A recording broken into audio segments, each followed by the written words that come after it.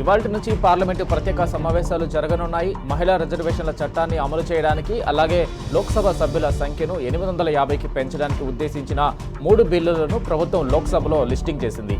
రాజ్యాంగ బిల్లు, నియోజకవర్గాల పునర్విభజన బిల్లు, కేంద్ర పాలిత ప్రాంతాల చట్టాల బిల్లులు లోక్సభలో ప్రవేశపెట్టి చర్చించి ఆమోదిస్తారు.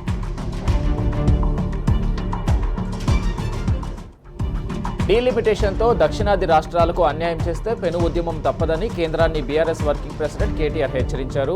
దక్షిణాదికి ప్రతినిధుల బలం తగ్గేలా డీలిమిటేషన్ జరిగితే మొత్తం దక్షిణ భారతదేశం అంతటా ఒక బలమైన ప్రజా ఉద్యమానికి దారితీస్తుందని ఆయన స్పష్టం చేశారు. ఈ విషయంలో బీఆర్ఎస్ పార్టీ వైఖరిలో ఎలాంటి మార్పు లేదని, 3 ఏళ్ల క్రితం తాము తీసుకున్న దృఢమైన నిర్ణయానికి కట్టుబడి ఉన్నామని ఆయన పునరుద్ఘాటించారు. దక్షిణ భారతీయుల హక్కుల కోసం రాజీలేని పోరాటం చేస్తామని ప్రకటించారు. బీఆర్ఎస్లో క్రమశిక్షణ కలిగిన కార్యకర్తగా, సుశిక్షితుడైన నేతగా విశేష సేవలందించిన కర్నె అరవింద్కు మాజీ మంత్రి హరీష్ రావు ఘన నివాళులర్పించారు. రంగారెడ్డి జిల్లా ఇబ్రహీంపట్నంలోని వారి నివాసానికి వెళ్లి కుటుంబ సభ్యులను పరామర్శించారు. పార్టీ కోసం పరిశ్రమించిన అరవింద్ సేవలను ఈ సందర్భంగా ఆయన గుర్తు చేసుకున్నారు. పార్టీ కోసం అహర్నిశం శ్రమించే వారికి ఎప్పుడూ అండగా ఉంటామన్నారు హరీష్ రావు. ఇటీవల మృతి చెందిన బీఆర్ఎస్ నేత కర్నె అరవింద్ కుటుంబ సభ్యులను బీఆర్ఎస్ వర్కింగ్ ప్రెసిడెంట్ కేటీఆర్ పరామర్శించారు. కర్నె అరవింద్ చిత్రపటానికి పూలమాల వేసి నివాళులర్పించారు. కష్టకాలంలో అరవింద్ కుటుంబానికి బీఆర్ఎస్ పార్టీ అండగా ఉంటుందన్నారు.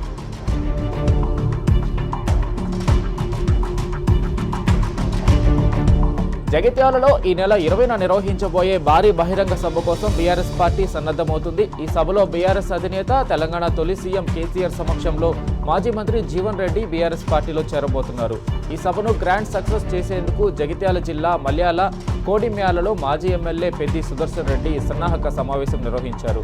ఈ సభ రాష్ట్ర రాజకీయాలను మలుపు తిప్పబోతుందని, కాంగ్రెస్ అరాచక పాలనకు చరమగీతం పాడేందుకు ఇది నాంది కాబోతుందని అన్నారు.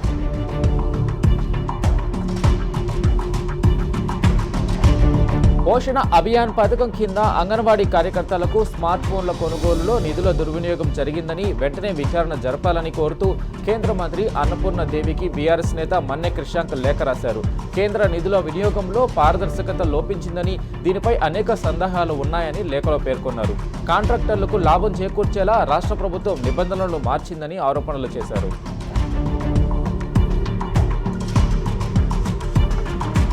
కాంగ్రెస్ సర్కారు అడుగడుగునా గురుకులాలను నిర్వీర్యం చేస్తుందని మండిపడ్డారు BRS working president KTR. Kamareddy జిల్లా ఎల్లారెడ్డి బీసీ బాలికల హాస్టల్లో 8వ తరగతి విద్యార్థిని శ్రావణి మృతిపై ఆయన స్పందిస్తూ, శ్రావణి మరణం అత్యంత విషాదకరమన్నారు. ఈ బాధాకరమైన సంఘటనకు పూర్తి బాధ్యత విద్యాశాఖ మంత్రి కూడా అయిన సీఎం రేవంత్ రెడ్డిదేనన్నారు.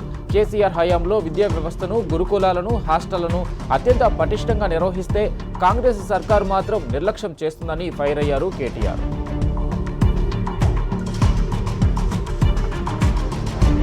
సీఎం రేవంత్ రెడ్డికి పాలమూరు ప్రజలపై కనీసం కనికరం లేదని మండిపడ్డారు మాజీ మంత్రి నిరంజన్ రెడ్డి. ఉమ్మడి పాలమూరు జిల్లా సాగునీటి ప్రాజెక్టులపై ప్రభుత్వం మొద్దు నిద్ర వీడాలని డిమాండ్ చేశారు. పాలమూరు జిల్లాను తెలంగాణ రాష్ట్రం వచ్చాక సస్యశ్యామలంగా మార్చితే కాంగ్రెస్ ప్రభుత్వం మళ్లీ ఎడారిగా మార్చుతుందని మండిపడ్డారు. పాలమూరు రంగారెడ్డి ప్రాజెక్టులో మిగిలిన పనులను ఎందుకు పూర్తి చేయడం లేదని ప్రశ్నించారు. పాలమూరు జిల్లా ప్రాజెక్టుల కోసం అవసరమైతే బీఆర్ఎస్ ఎన్ని పోరాటాలైనా చేస్తుందన్నారు నిరంజన్ రెడ్డి.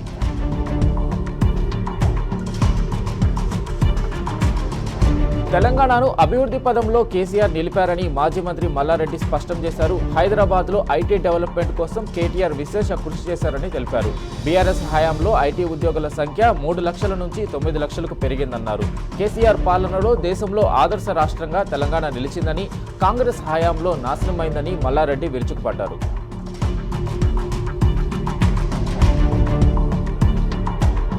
స్వయం ఉపాధితో రాణిస్తున్న మహిళల అభ్యున్నతి కోసం తన వంతు సాయం అందించేందుకు ఎప్పుడూ సిద్ధంగా ఉంటానని మల్కాజ్గిరి ఎమ్మెల్యే మర్రి రాజశేఖర్ రెడ్డి అన్నారు. మేడ్చల్ మల్కాజ్గిరి జిల్లాలోని సర్దార్ పటేల్ నగర్లో మహిళా సమాఖ్య సభ్యులకు 2.5 లక్షల సొంత నిధులతో కుట్టు మిషన్లు, ఇస్తరాకులు తయారు చేసే యంత్రాన్ని అందజేశారు. పట్టుదల, ఆత్మవిశ్వాసంతో ముందుకెళితే మహిళలు సాధించలేనిది ఏదీ లేదని రాజశేఖర్ రెడ్డి అన్నారు.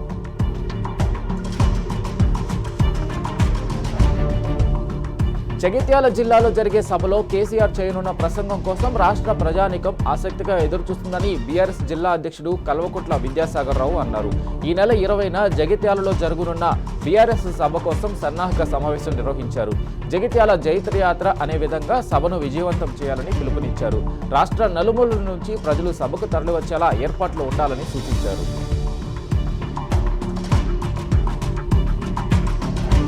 కాంగ్రెస్ పై పోరుకు జగిత్యాల సభ నుంచే శ్రీకారం చుట్టాలని చొప్పదండి ఇన్ఛార్జి పెద్ది సుదర్శన్ రెడ్డి, మాజీ ఎమ్మెల్యే సుంకె రవిశంకర్ అన్నారు.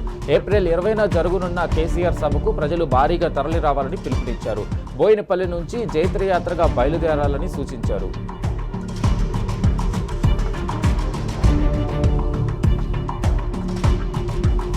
బీఆర్ఎస్ కు అన్యాయం చేసిన వారు ఎవరైనా ప్రజాదరణ పొందలేరని మాజీ ఎమ్మెల్యే డాక్టర్ టి రాజయ్య అన్నారు. స్టేషన్ గన్పూర్ పై చాలా మంది కన్నేశారని, రాజయ్యను కాదని ఎవరొచ్చినా ఇక్కడి ప్రజలు ఆదరించరని ధీమా వ్యక్తం చేశారు. పార్టీ ఫిరాయింపులకు పాల్పడిన కడియం శ్రీహరిని ప్రజలు నిలదీయాలని సూచించారు. త్వరలో జరగనున్న బీఆర్ఎస్ సభను విజయవంతం చేయాలని పిలుపునిచ్చారు.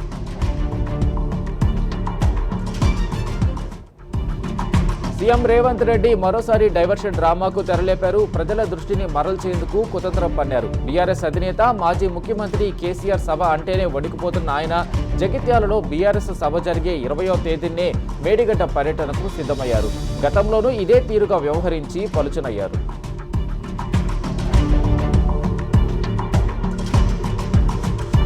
రాజన్న సిరిసిల్ల జిల్లా కోనరావుపేట, చందుర్తి, రుద్రంగి మండలాల్లో నిర్వహించిన కేసీఆర్ కప్ క్రికెట్ టోర్నమెంట్ ముగిసింది. ఈ టోర్నమెంట్లో గెలుపొందిన క్రీడాకారులకు బీఆర్ఎస్ వేములవాడ నియోజకవర్గ ఇన్ఛార్జి చెల్మెడ లక్ష్మీ నరసింహారావు బహుమతులను అందజేశారు.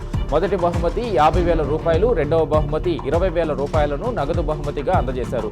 బీఆర్ఎస్ సిల్వర్ జూబ్లీ వేడుకల్లో భాగంగా ఈ టోర్నీ నిర్వహించడం జరిగిందన్నారు.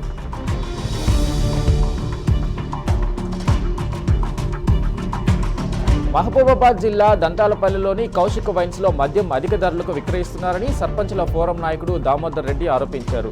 వైన్ షాపుతో పాటు మండల కేంద్రంలో ఉన్న బెల్ట్ షాపుల యజమానులు సైతం ఇష్టానుసారంగా అధిక ధరలకు విక్రయిస్తున్నారని ఆయన తెలిపారు. మద్యం అధిక ధరలకు విక్రయిస్తున్న వారిపై చర్యలు తీసుకోవాలని ఎక్సైజ్ సిఐ కార్యాలయంలో నిరసనకు దిగారు. అనంతరం సిఐకి వినతి పత్రం సమర్పించారు.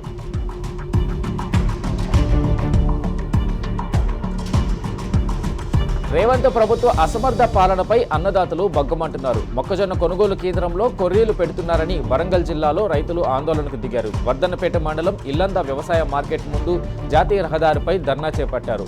ఎకరాకు 40 క్వింటాల దిగుబడి వస్తే 20 క్వింటాలే కొనుగోలు చేయడం ప్రభుత్వ అసమర్థతకు నిదర్శనమంటూ రైతులు నిరసన వ్యక్తం చేశారు. ఎలాంటి కొర్రీలు పెట్టకుండా కొనుగోలు వేగంగా జరగాలని రైతులు డిమాండ్ చేశారు.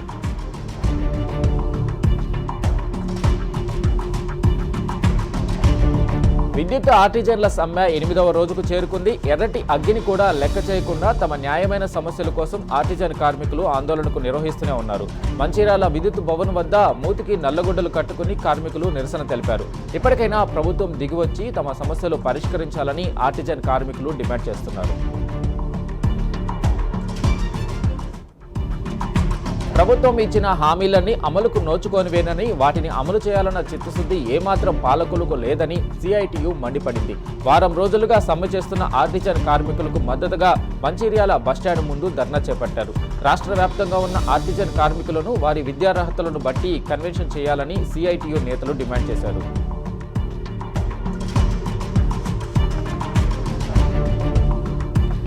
సిద్దిపేట జిల్లా హుస్నాబాద్ ఆర్టీసీ బస్సు డిపో ఎదుట ఆర్టీసీ ప్రైవేటు బస్సు డ్రైవర్లు ధర్నా చేపట్టారు. జీతాలు పెంచాలని ప్రైవేటు బస్సు ఓనర్లను అడిగితే తమపై దాడి చేస్తున్నారని ఆందోళన వ్యక్తం చేశారు. తమ జీత భత్యాలను వెంటనే పెంచాలని డిమాండ్ చేశారు. జీతాలు పెంచమన్నందుకే డ్రైవర్ రామ్ ప్రసాద్ పై ఓనర్లు రాళ్లతో దాడి చేసి గాయపరిచారని ఆరోపించారు. రాష్ట్ర రోడ్డు రవాణా శాఖ మంత్రి పొన్నం ప్రభాకర్ ఇలాకాలో ప్రైవేటు బస్సు ఓనర్ల ఇష్టారాజ్యం నడుస్తుందని వాపోయారు. ఛత్తీస్గఢ్ కాంకేర్ జిల్లా అడవుల్లో జరిగిన ఎన్కౌంటర్లో మృతి చెందిన మావోయిస్టు మహిళా నేత భాగ్య లియాస్ రూపీ అంత్యక్రియలు ముగిశాయి. సిద్దిపేట జిల్లా ధర్మారం గ్రామంలో భాగ్యకు కన్నీటి వీడ్కోలు పలికారు. 22 సంవత్సరాలు అజ్ఞాతంలో ఉండి ఒక్కసారిగా విగతజీవిగా రావడంతో గ్రామంలో విషాద ఛాయలు అలుముకున్నాయి. ఆమె అంత్యక్రియలో పెద్ద ఎత్తున ప్రజలు, ప్రజా సంఘాల నాయకులు పాల్గొన్నారు.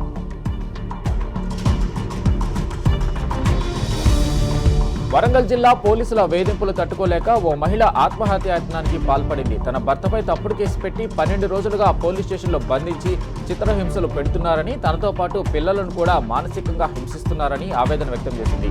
తన ఆత్మహత్యకు Mamnoor ACP Enumamula CI SI కారణమని సూసైడ్ నోటు రాసింది బాధితురాలు. ప్రస్తుతం వివాహిత, ఆసుపత్రిలో చావు బతుకుల్లో కొట్టుమిట్టాడుతుంది.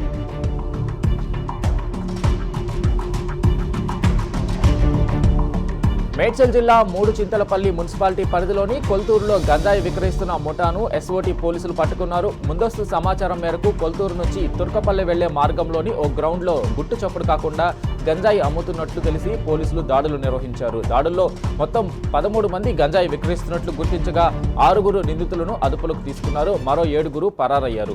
నిందితుల వద్ద నుంచి సుమారు 2 లక్షల రూపాయలు విలువ చేసే 3 కిలోల గంజాయి, 3 సెల్ ఫోన్లు స్వాధీనం చేసుకున్నారు.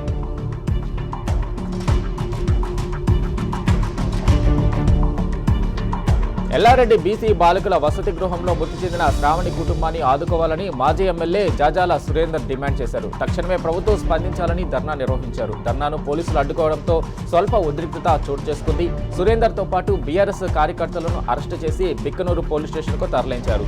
శ్రావణి మృతికి పూర్తి బాధ్యత రాష్ట్ర ప్రభుత్వానిదేనని అన్నారు. శ్రావణి కుటుంబాన్ని ఆదుకోవాలని సురేందర్ డిమాండ్ చేశారు.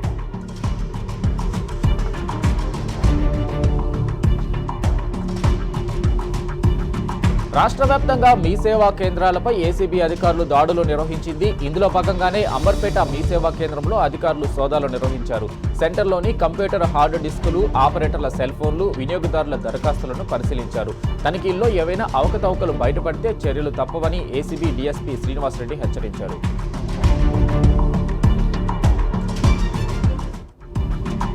ఈ నెల 18న మంచిర్యాల జిల్లా కేతనపల్లి మున్సిపాలిటీలో హిందూ సమ్మేళనం నిర్వహించనున్నారు. దీంతో పాటు పలు వార్డుల్లో బైక్ ర్యాలీ నిర్వహించనున్నట్లు హిందూ సమ్మేళన కమిటీ నాయకులు తెలిపారు. ప్రతి ఒక్క హిందువు సమ్మేళనంలో పాల్గొని విజయవంతం చేయాలని పిలుపునిచ్చారు.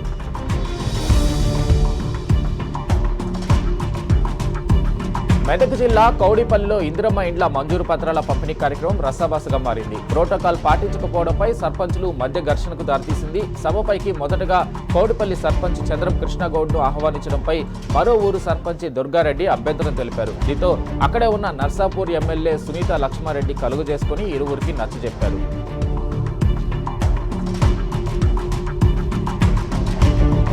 వనపర్తి జిల్లా కిలా గణపురం మండలం కర్నెతండ లిఫ్ట్ ట్రయల్ రన్ విజయవంతమైంది. వనపర్తి నియోజకవర్గంలో ఎత్తైన ప్రాంతానికి నీళ్లు ఇచ్చేందుకు కర్నెతండ లిఫ్ట్ ప్రాజెక్టును చేపట్టారు. 71 కోట్లతో చేపట్టిన ఈ ప్రాజెక్టుకు 2022 మార్చిలో అప్పటి ముఖ్యమంత్రి కేసీఆర్ శంకుస్థాపన చేశారు. 8 గ్రామాలు, 16 గిరిజన తండాల్లో 4500 ఎకరాలకు సాగునీరు అందనుంది.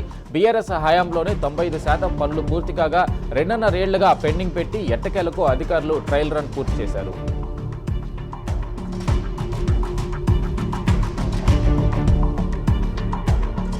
ఈ నెల 19 నుండి వరంగల్ జిల్లాలోని శ్రీ భద్రకాళి అమ్మవారి కళ్యాణ మహోత్సవాలు జరగనున్నాయి. 30వ తేదీ వరకు ఉత్సవాలు జరుగుతాయని ఆలయ చైర్మన్ డాక్టర్ శివ సుబ్రహ్మణ్యం తెలిపారు. భక్తుల సహకారంతో ఉత్సవాలను ఘనంగా నిర్వహించేందుకు అన్ని ఏర్పాట్లు చేశామని అన్నారు. ఎండ తీవ్రత ఎక్కువగా ఉన్నందున భక్తుల సౌకర్యార్థం చలువ పందిళ్లు, మంచినీటి వసతి అందుబాటులో ఉంచామని వివరించారు.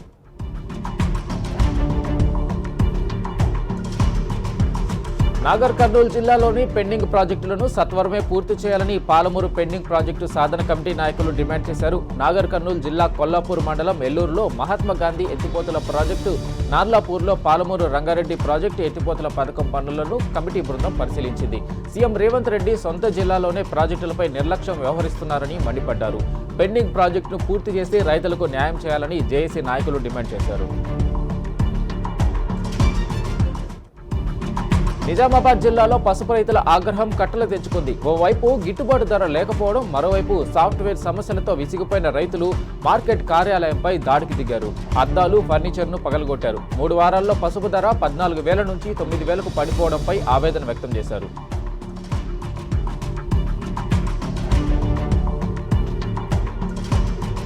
ఒకరిద్దరు కాదు, ఏకంగా 180 మంది బాలికలను ఒక యువకుడు ట్రాప్ చేసి లైంగికంగా వేధించిన ఉదంతం మహారాష్ట్ర వెలుగు చూసింది. దీంతో నిందితుడి ఇంటిని మహారాష్ట్ర అధికారులు బుల్డోజర్తో కూల్చేశారు. అమరావతి పరిధిలోని పరాట్వాడ పట్టణానికి చెందిన 19 ఏళ్ల ఆయాజ్ దాదాపు 180 మంది అమ్మాయిలను లైంగికంగా వేధించడమే కాకుండా 350 వీడియోలను రహస్యంగా చిత్రీకరించాడు. అమ్మాయిలను ట్రాప్ చేసి ముంబై, పూణే నగరాలకు తీసుకెళ్లేవాడు. తర్వాత వారిని బ్లాక్మెయిల్ చేసేవాడు. రాష్ట్రంలో కాంగ్రెస్ నాయకుల మధ్య వర్గపోరు మరోసారి తీవ్ర స్థాయికి చేరాయి. జగిత్యాలలో పాత కాంగ్రెస్ వర్సెస్ వలస నేతల మధ్య వార్ నడుస్తుంది. కో ఆప్షన్ వ్యవహారంలో ఎమ్మెల్యే సంజయ్, మంత్రి అడ్లూరి మధ్య విభేదాలు తలెత్తాయి. సీఎం రేవంత్ రెడ్డితో జగిత్యాల పాత కాంగ్రెస్ నాయకులు భేటీ అయ్యారు. ఎమ్మెల్యే సంజయ్పై సీఎంకు నాయకులు ఫిర్యాదు చేశారు. భేటీ అనంతరం నేనే కష్టకాలంలో ఉన్నా మీరే కాపాడాలంటూ జగిత్యాల కాంగ్రెస్ నేతలతో రేవంత్ మొరపెట్టుకున్నట్లు గుసగుసలు వినిపిస్తున్నాయి.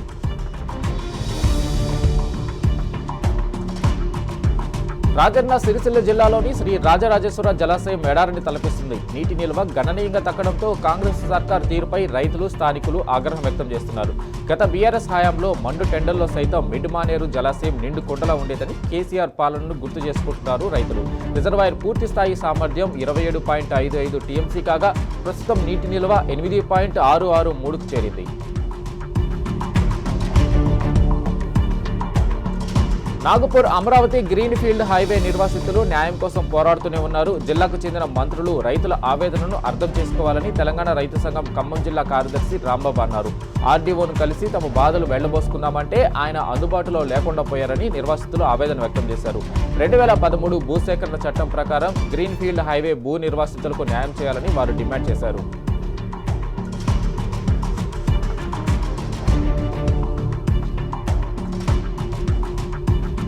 కీసర రెవెన్యూ డివిజన్ పరిధిలో డబుల్ బెడ్రూమ్ భవన సముదాయాల వద్ద ఉన్న వాణిజ్య సముదాయాలకు కీసర మండల కార్యాలయంలో వేలంపాట నిర్వహించారు. దుకాణాలను అమ్మొద్దని, కేవలం కిరాయిలకే ఇవ్వాలని సిపిఎం డిమాండ్ చేసింది.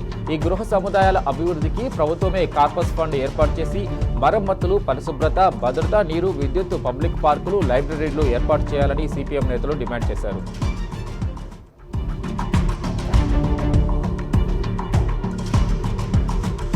పెద్దపల్లి జిల్లా కేంద్రంలో ప్రజాపాలన ప్రగతి ప్రణాళికలో భాగంగా మానవహారం నిర్వహించారు. పోలీసుల ఆధ్వర్యంలో చేపట్టిన ఈ కార్యక్రమంలో పాల్గొన్న విద్యార్థులతో ప్రతిజ్ఞ చేయించారు. విద్యార్థి దశ నుంచే ప్రమాద నివారణపై అవగాహన అవసరమన్నారు సిఐ ప్రవీణ. ప్రయాణాల సమయంలో తీసుకోవాల్సిన జాగ్రత్తలను విద్యార్థులు తెలుసుకుని తమ తల్లిదండ్రులకు కూడా ట్రాఫిక్ నియమాలపై అవగాహన కల్పించాలని సూచించారు. ఆడపిల్ల ఇంటికి వెలుగు అంటారు. ఆడబిడ్డ పుడితే ఆ ఇంటికి సంతోషమే కాదు, ఆ ఊరికి ఆనందం కలగాలని భావించారు ఆ గ్రామ సర్పంచి. ప్రభుత్వం అందించే సాయంతో పని లేకుండా తన సొంత డబ్బులతో ఓ మంచి కార్యానికి శ్రీకారం చుట్టారు. నిర్మల్ రూరల్ మండలం అనంతపేట సర్పంచి. ఆ ఊరిలో ఆడబిడ్డ పుట్టిన వెంటనే ఆ పాప పేరు మీద బ్యాంకులో 5,000 రూపాయలు జమ చేస్తున్నారు. ఆ తర్వాత ప్రతి నెల ఆయా పిల్లల తల్లిదండ్రులు జమ చేసుకునేలా ఈ పథకాన్ని తీసుకొచ్చారు. నగదుతో పాటు 2 శ్రీగంధం చెట్లను బహుమతిగా అందిస్తున్నారు.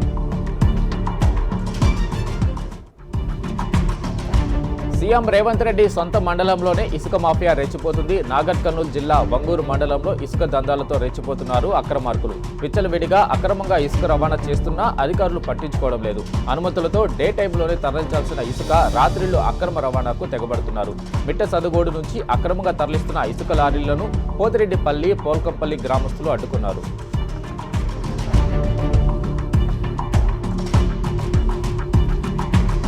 భద్రాద్రి కొత్తగూడెం జిల్లా దమ్మపేట పోలీసులు వివాదంలో చిక్కుకున్నారు. అకారణంగా తమను కొట్టారని ఆరోపిస్తూ కొందరు రైతులు గ్రామస్తులతో కలిసి పోలీస్ స్టేషన్ ఎదుట ఆందోళన చేపట్టారు. దమ్మపేట ఎస్ఐ కిషోర్పై చర్యలు తీసుకోవాలని డిమాండ్ చేస్తూ మండు టెండలో ఆందోళన కొనసాగించారు. పెట్రోల్ క్యాన్లు చేత పట్టుకుని న్యాయం చేస్తారా, ఆత్మహత్య చేసుకోవాలా అంటూ పోలీసులను డిమాండ్ చేశారు. దమ్మపేట పోలీసులు పేకాట స్థావరంపై దాడి చేశారు. కొందరిని అదుపులోకి తీసుకున్నారు. అందులో ఏ సంబంధం లేని రైతులు ఉన్నారని, అకారణంగా ఆ రైతులను పోలీసులు కొట్టారని దురదపాడు గ్రామస్తులు ఆరోపించారు.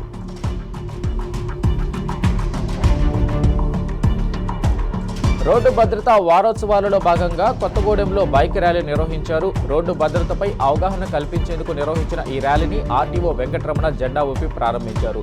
బైక్ నడిపేవారు తప్పనిసరిగా హెల్మెట్ ధరించాలని, త్రిబుల్ రైడింగ్ కానీ ర్యాష్ డ్రైవింగ్ కానీ చేయకూడదని వాహనదారులకు సూచించారు. ట్రాఫిక్ నిబంధనలు ప్రతి ఒక్కరూ ఖచ్చితంగా పాటించాలని, మైనర్లకు వాహనాలు ఇవ్వకూడదని హెచ్చరించారు.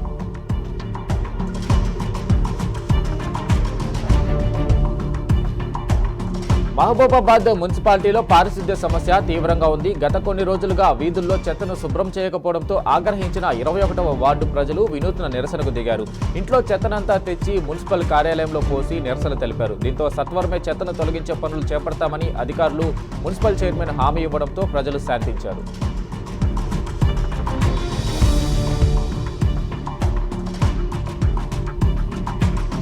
పాఠశాలల్లోనే విద్యార్థులకు కుల ఆదాయ ధృవీకరణ పత్రాలు జారీ చేసే సరికొత్త కార్యక్రమానికి మెదక్ కలెక్టర్ ప్రతిమా సింగ్ శ్రీకారం చుట్టారు. తూప్రాన్లోని ప్రభుత్వ ఉన్నత పాఠశాలలో చదువుతున్న 241 మంది విద్యార్థులకు అక్కడే కుల ఆదాయ స్థానిక ధృవీకరణ పత్రాలు ఉచితంగా జారీ చేశారు. ప్రభుత్వ పాఠశాలల్లో నామమాత్ర రుసుముతో విద్యార్థులకు ధృవీకరణ పత్రాలు జారీ చేస్తామని తెలిపారు. ఈ కార్యక్రమాన్ని ప్రయోగాత్మకంగా తూప్రాన్లోనే ప్రారంభించినట్లు చెప్పారు.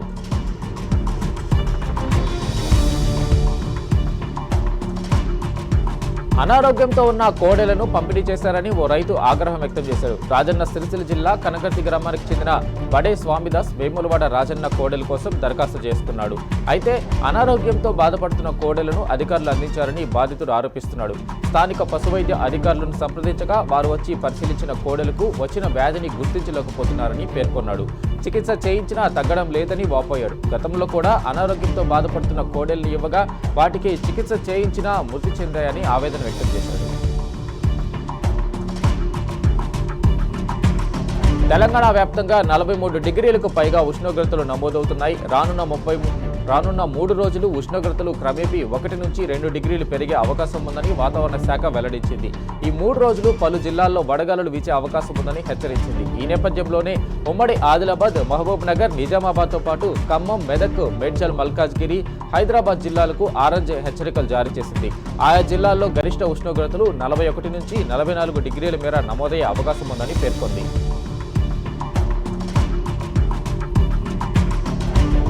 ఓవైపు అమెరికా వేదికగా ఇజ్రాయెల్, లెబనాన్ మధ్య శాంతి చర్చలు జరుగుతుంటే మరోవైపు బీరూట్ సహా పలు నగరాలపై ఐడిఎఫ్ బలగాల దాడులు కొనసాగుతున్నాయి. భూతల దాడులు సహా క్షిపణులు, డ్రోన్లతో విరుచుకుపడుతున్నాయి. బీరూట్, బింట్ జైబిల్, ఆల్తేరీ ప్రాంతాల్లోని హెజ్బుల్లా స్థావరాలే లక్ష్యంగా దాడులు చేసినట్టు తెలిపాయి. ఇటు హెజ్బుల్లా సైతం ఇజ్రాయెల్ సైన్యంపై ప్రతిదాడులకు దిగింది. ఆ దేశ రక్షణ దళ వాహనాలను పేల్చినట్లు వెల్లడించింది.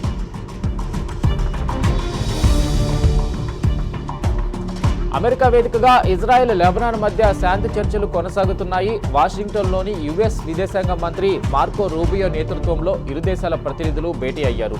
ఈ సమావేశంలో శాశ్వత కాల్పుల విరమణ, 2 దేశాల సరిహద్దుల కోసం దీర్ఘకాలిక ప్రణాళికలపై చర్చించారు. అయితే ఈ చర్చలను రద్దు చేసుకోవాలని హెజ్బుల్లా లెబనాన్కు సూచించింది. వేల మంది దేశ ప్రజల మరణానికి కారణమైన ఇజ్రాయెల్తో ఒప్పందం చేసుకోవడం సరైన చర్య కాదంటుంది. మరోవైపు చర్చలు సజావుగా సాగాలంటే కాల్పుల విరమణ జరగాలని బీరూట్ పట్టుబట్టుగా ముందు చర్చలు ముగిసిన తర్వాతే తదుపరి నిర్ణయాలు తీసుకోనున్నట్లు ఇజ్రాయెల్ వెల్లడించింది. హర్ముజ్ జలసంధి విషయంలో అమెరికా ప్రెసిడెంట్ ట్రంప్తో విభేదిస్తున్న నాటో దేశాలు ప్యారిస్ వేదికగా భేటీ అయ్యాయి. హర్ముజ్లో నౌకల రాకపోకలను పూర్తి స్థాయిలో పునరుద్ధరించే ప్రయత్నంలో భాగంగా ఫ్రాన్స్ అధ్యక్షుడు మెక్రాన్, బ్రిటన్ ప్రధాని కీర్ స్టార్మర్ల నేతృత్వంలో ఈ సమ్మిట్ జరిగింది. ఈ సదస్సులో కొన్ని దేశాల ప్రతినిధులు నేరుగా, మరికొందరు వీడియో కాన్ఫరెన్స్ ద్వారా హాజరయ్యారు. హర్ముజ్లో స్వేచ్ఛాయుత రవాణాలో పాలు పంచుకునేందుకు EU దేశాలు సిద్ధంగా ఉన్నాయంటూ సంయుక్త ప్రకటన విడుదల చేశారు.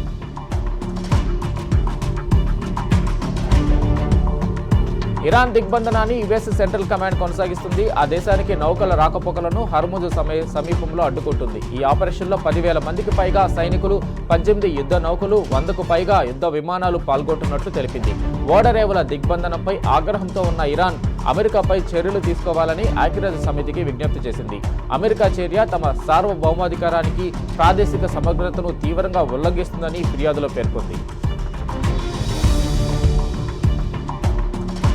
అండమాన్ సముద్రంలో ఓ పడవ మునిగిపోవడంతో 250 మంది గల్లంతయ్యారు. బంగ్లాదేశ్లోని టేక్నఫ్ ప్రాంతం నుండి రోహింగ్యా శరణార్థులు, బంగ్లాదేశ్ పౌరులతో మలేషియాకు బయలుదేరిన పడవ ఒక్కసారిగా సముద్ర జలాల్లో మునిగిపోయింది.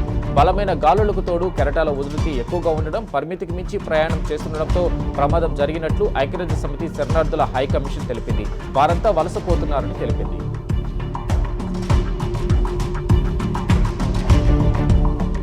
టర్కీ పార్లమెంట్లో గందరగోళం నెలకొంది. ప్రజాప్రతినిధులు బాహాబాహకి దిగారు. ఒకరిపై ఒకరు కడబడ్డారు. దొరికిన వారిని దొరికినట్టు చెతకొట్టుకున్నారు. కొత్త న్యాయశాఖ మంత్రి నియామకంపై ఘర్షణలు చెలరేగినట్టు తెలుస్తుంది. తుర్కీ అధ్యక్షుడు ఎర్డోగాన్ కొత్త న్యాయశాఖ మంత్రిగా ఇస్తాంబుల్ చీఫ్ ప్రాసిక్యూటర్గా ఉన్న అకిన్ గుర్లెక్ను నియమించడం వివాదానికి దారితీసింది. గుర్లెక్ ప్రమాణ స్వీకారం చేస్తుండగా ప్రతిపక్షాలు పోడియం వద్దకు దూసుకొచ్చి ముష్టి యుద్ధాలకు దిగారు. ఈ దృశ్యాలు ఇప్పుడు సోషల్ మీడియాలో వైరల్గా మారాయి.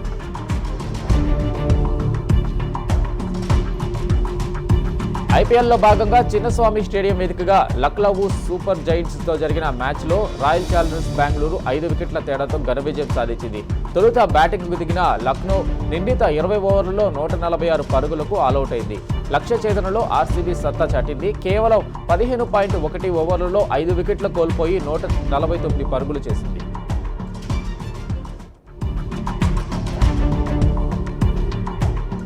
ఐపీఎల్లో భాగంగా నేడు ముంబై ఇండియన్స్తో పంజాబ్ కింగ్స్ తలపడనుంది. ఇప్పటి వరకు పంజాబ్ కింగ్స్ 4 మ్యాచ్లు ఆడగా 3 విజయం సాధించింది. వర్షం కారణంగా ఒక మ్యాచ్ రద్దయింది.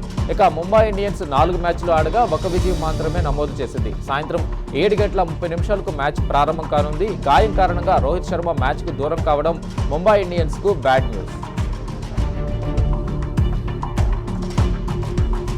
బీహార్లో కొత్త ప్రభుత్వం కొలువుదీరింది. నిన్నటి వరకు జేడీయూ, నితీష్ నీడన ఉన్న బీజేపీ ఇప్పుడు పూర్తి స్థాయిలో అధికారాన్ని సొంతం చేసుకుంది.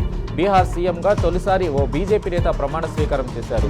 నితీష్ కుమార్ స్థానంలో సామ్రాట్ చౌదరి బాధ్యతలు చేపట్టారు. పాట్నా వేదికగా ఆయన చేత ముఖ్యమంత్రిగా ప్రమాణం చేయించారు గవర్నర్ సయ్యద్ అతా హస్నైన్. ఇక డిప్యూటీ సీఎంలుగా జేడీయూ లీడర్ విజయ్ కుమార్ చౌదరి, విజేంద్ర ప్రసాద్ యాదవ్ ప్రమాణ స్వీకారం చేశారు. ఈ ప్రమాణ స్వీకారోత్సవంలో పలువురు ఎన్డీఏ నేతలు పాల్గొన్నారు. సూపర్ స్టార్ కృష్ణ మనవడు జయకృష్ణ హీరోగా పరిచయమవుతున్న చిత్రం శ్రీనివాస మంగాపురం. అజయ్ భూపతి దర్శకత్వం వహిస్తున్న ఈ చిత్రాన్ని పి కిరణ్ నిర్మిస్తున్నారు. రవీనా టాండన్ కుమార్తె రాషా తాడాని కథానాయికగా నటిస్తోంది.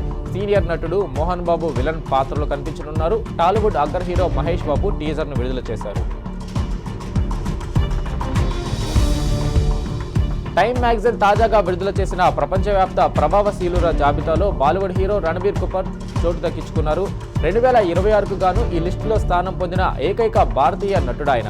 టైమ్స్ సంస్థ అత్యంత ప్రభావవంతమైన 100 మంది వ్యక్తులను వివిధ కేటగిరీలుగా విభజించి జాబితాను విడుదల చేసింది. ఇందులో Google CEO Sundar Pichai, celebrity chef Vikas Khanna, America అధ్యక్షుడు డొనాల్డ్ ట్రంప్, ఇజ్రాయెల్ ప్రధాని నేతన్యాహు ఉన్నారు.